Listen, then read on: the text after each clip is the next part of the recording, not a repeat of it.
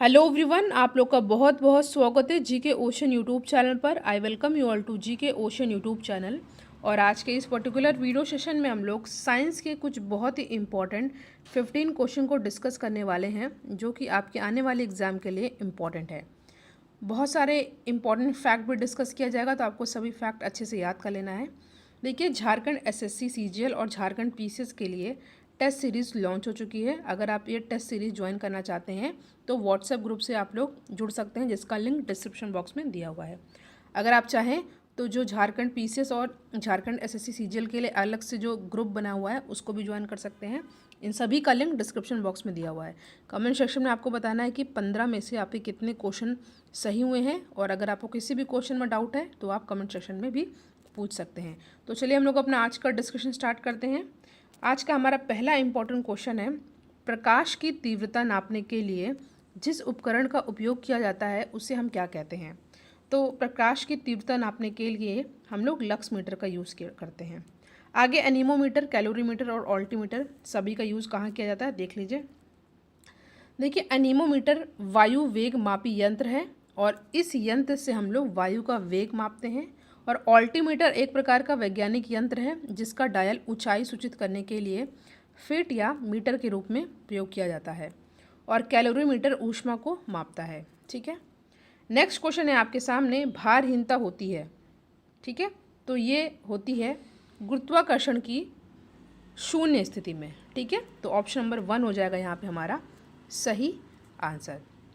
Next question है आपके सामने, किसी वस्तु का भार क्या होता है। देखिए, 4 ऑप्शन आपके सामने दिया हुआ है। तो किसी वस्तु का भार ये ध्रुवों पर अधिकतम होता है। ठीक है, ध्रुवों पर अधिकतम होता है, ध्यान रखिएगा आप लोग। ऑप्शन नंबर 4 हो जाएगा यहाँ पे हमारा करेक्ट आंसर। और ये क्वेश्चन इंपॉर्टेंट है, ये क्वेश्चन एग्जाम में कई बार पूछा भी गया है।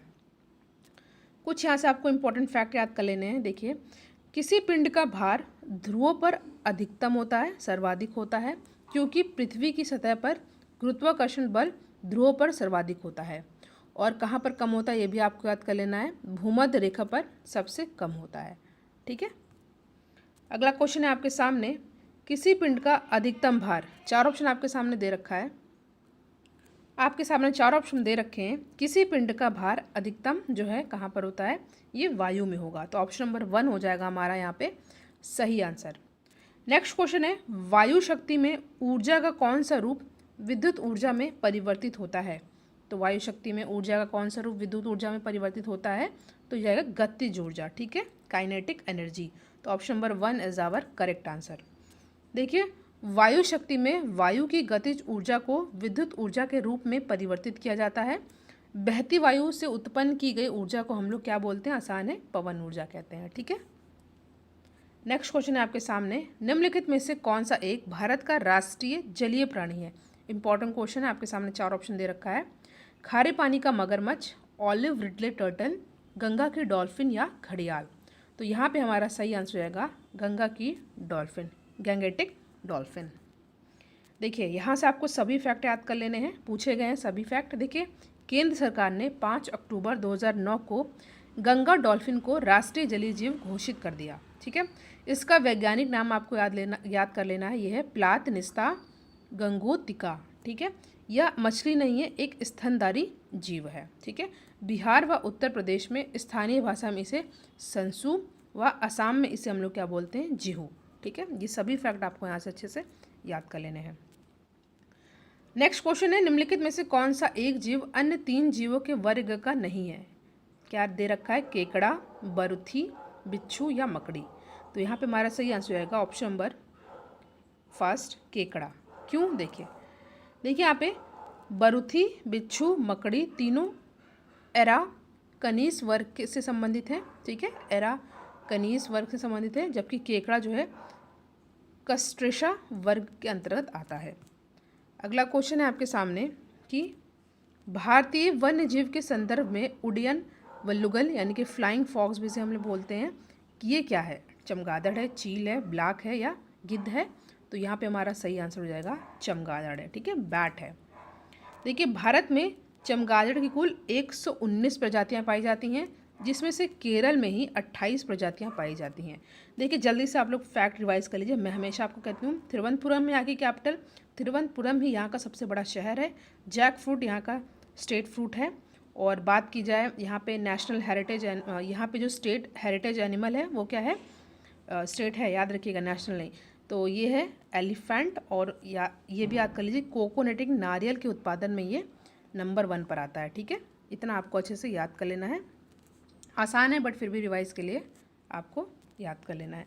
मच्छरों के नियंत्रण हेतु प्रयोग आने वाली कीटभक्षी मछली कौन सी है? तो ये कौन सी हो जाएगी, ये है गैबूसिया। ठीक है, ऑप्शन नंबर 3 हो जाएगा हमारा यहाँ पे सही आंसर। अगला क्वेश्चन है, अधिकांश कीट श्वसन कैसे करते हैं? त्वचा से, क्लोमों से, फेफड़ों या वातक तंत्र से? तो ये करते हैं वातक तंत्र से। तो ऑप्शन नंबर 4 हो जाएगा यहाँ पे हमारा सही आंसर। देखिए अगला क्वेश्चन है आपके सामने कि निम्नलिखित में से कौन सा एक मानव शरीर में पेट दर्द का कारक है? ये क्वेश्चन ध्यान दीजिएगा, बहुत ही ज़्यादा इंपॉर्टेंट है। देखिए आगे क्वेश्चन बढ़ूँ, वीडियो को आप लोग लाइक ज़रूर कर दिया करिए और इसको अपने फ्रेंड सर्कल में शेयर भी कर दिया करिए। ठीक है, कोई भी डाउट हो तो आप कमेंट सेक्शन में पूछ सकते हैं। तो क्वेश्चन क्या है, निम्नलिखित में से कौन सा एक मानव शरीर में पेट दर्द का कारक है? आपके सामने यहाँ पे 4 ऑप्शन दे रखा है। पहला है क्षारक, दूसरा है अम्ल, लवण या जीवाणु। तो यहाँ पे हमारा सही आंसर होगा लवण। ऑप्शन नंबर 3 हो जाएगा हमारा करेक्ट आंसर। देखिए कुछ यहाँ से आपको फैक्ट याद कर लेने हैं। देखिए लवण को मुंह में डालते हैं घुल जाता है, जैसे मुंह में डालते हैं वो घुल जाता है, तथा इसका अधिक सेवन जलन पैदा करता है। ये सारे फैक्ट आपको अच्छे से याद कर लेने हैं। लवण की कमी मानव शरीर में पेट दर्द का कारण बनता है, क्योंकि लवण की कमी से भोजन में अरुचि व पाचन क्रिया प्रभावित होती है। ठीक है, इतना आपको फैक्ट अच्छे से याद कर लेना। इंपॉर्टेंट क्वेश्चन है, कई बार पूछा गया प्रश्न है। और यहाँ से जो मैंने आपसे क्वेश्चन कहा था, वेट, हाँ ये वाला, ये क्वेश्चन आपको बहुत अच्छे तरीके से याद कर लेना है। इसका फैक्ट भी आपको सभी अच्छे से याद होने चाहिए, क्योंकि मैं आपसे बार बार कह रही हूँ ये क्वेश्चन इंपॉर्टेंट है, कई बार एग्जाम में पूछा भी गया है। ठीक है, तो हमारा नेक्स्ट क्वेश्चन है आपके सामने,